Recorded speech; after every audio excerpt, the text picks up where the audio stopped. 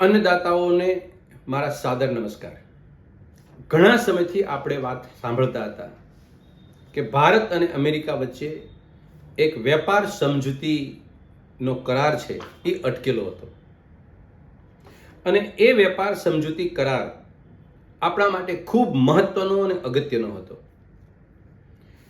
ભારતીય જનતા પાર્ટીની સરકાર, નરેન્દ્ર મોદીની સરકાર 2018ની અંદર પણ હતી અને આજે 2026માં પણ હતી.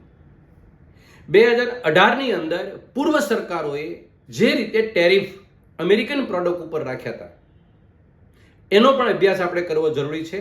અને 2018ની અંદર અમેરિકાના કોઈ પણ પ્રેસિડેન્ટ આવ્યા એને ભારતની પ્રોડક્ટની ઉપર કેટલો ટકા ડ્યુટી કે ટેરિફ લગાવ્યા હતા એ બંને આંકડા આપણે સમજવા જોઈએ, 22ના, 18ના અને 26ના. હું તમને એની વિગતે વાત કરવા માંગુ છું, આપણે સ્પષ્ટ બનીએ. 2018ની અંદર 2.72% ડ્યુટી અમેરિકાની પ્રોડક્ટ ભારતમાં આવે એના ઉપર ભારત સરકાર લગાવતી હતી. એ જ રીતે ભારતની પ્રોડક્ટ અમેરિકામાં જાય તો અમેરિકન ગવર્મેન્ટ એના ઉપર 11.59% ડ્યુટી લગાવતી હતી. 2022 સુધી આ સિલસિલો એમ જ ચાલ્યો, માઇનોર ફરકમાં. 2022ની અંદર 2.83% ડ્યુટી આપણે ત્યાં અમેરિકામાં લગાવતી હતી ભારતની પ્રોડક્ટ ઉપર, અને ભારત સરકાર લગાવતી હતી અમેરિકાની પ્રોડક્ટ ઉપર 15.30%.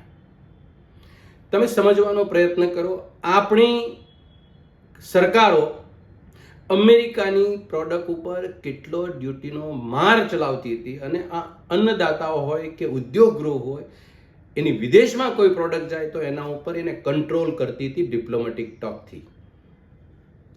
દુર્ભાગ્ય એ છે કે આજે દેશ અને સમગ્ર દુનિયાની અંદર વિશ્વગુરુ તરીકે છબી ધરાવનાર 56 ઇંચના દેશના પ્રધાનમંત્રી પોતાની વાતને વારંવાર ભારતીય જનતા પાર્ટીનો મોદી પરિવાર એમ કહે છે કે ડોનાલ્ડ ટ્રમ્પ એ નરેન્દ્ર મોદીના મિત્ર છે અને મિત્રના નાતે આ દેશની 140 કરોડની જનતાને લાભ શું મળે એનાથી મિત્રતાનું આંકલન થાય છે.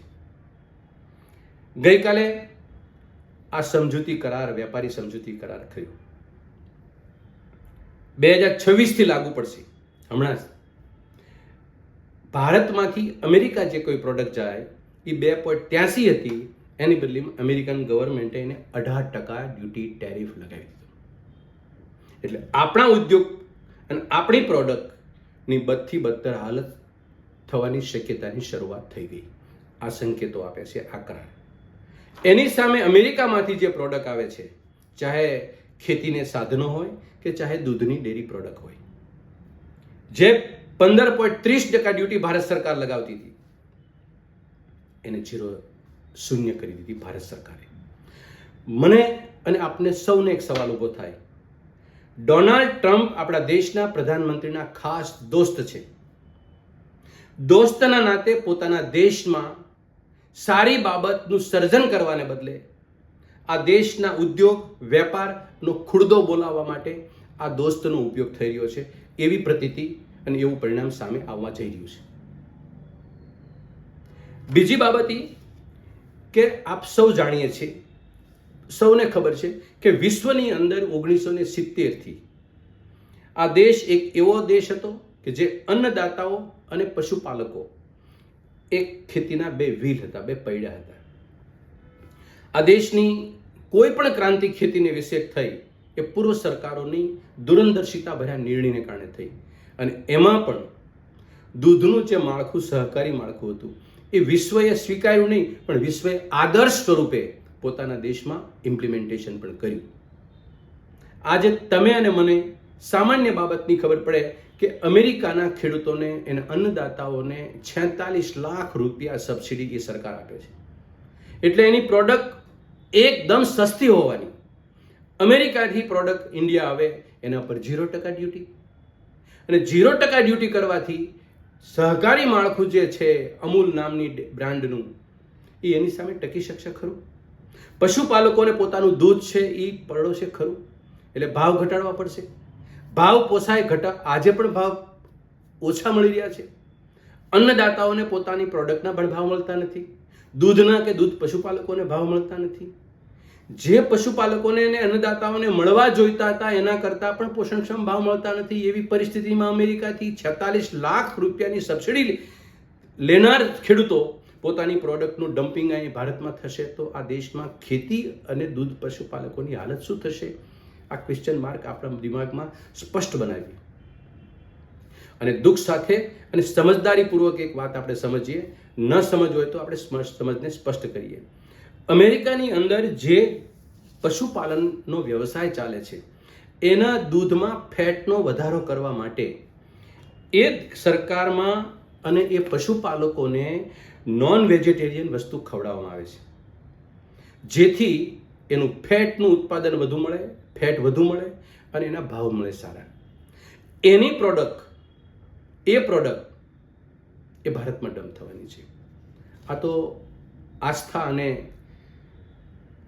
આ માન્યતાથી ધરાવનારો દેશ છે.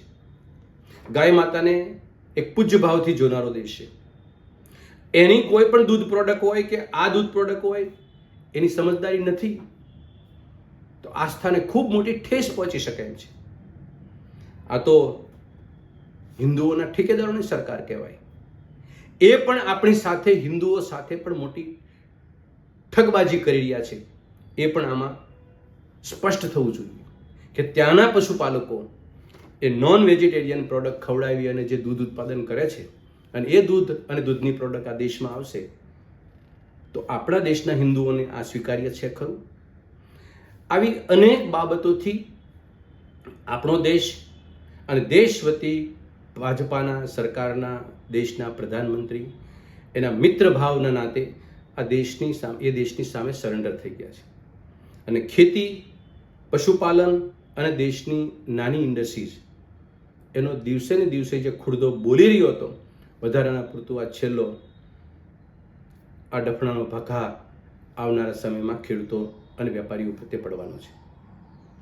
મારી વાત અભ્યાસને લઈ આપ સૌ પણ આનો અભ્યાસ કરો કે દેશ અમેરિકા અને ભારત વચ્ચે જે સમજૂતી કરાર થયા છે એ સમજૂતી કરારથી આ દેશના પ્રધાનમંત્રી એવા તો કેવા કરાર કર્યા કે ન ખેડૂતોના હિતની વાત થઈ, ન નાના વેપારીની વાત થઈ કે ન પશુપાલકોની વાત થઈ અને છતાંય તે એ ટ્વીટ કરે છે કે અમે જે સમજૂતી કરાર થયા છે એ આનંદોલ્લાસમાં અને બંને દેશોના વિકાસને આ વાસ્તવિકતાના સંબંધ ધરાવતું નથી. એટલે માટે મેં કીધું સત્યથી વેગળી વાતો મૂકવી, અર્ધ સત્ય વાતો મૂકવી અને કંઈ ને કંઈ રીતે ગુમરાહ કરનારી અપારદર્શક વાત મૂકી અને દેશના અન્નદાતાઓને નાના વેપારીઓને છેતરવાનું કામ ભારતીય જનતા પાર્ટીના શિરમોર નેતાઓને ખાસ કરીને પ્રધાનમંત્રી કરી રહ્યા છે. આપણે સ્પષ્ટ બનીએ અને દેશની અંદર જે પરિસ્થિતિ છે એને બરાબર અભ્યાસથી આપણે ઉચિત વિચાર કરી અને આપણા વિચારો પ્રગટ કરતા રહીએ. જય હિન્દ, જય જવાન.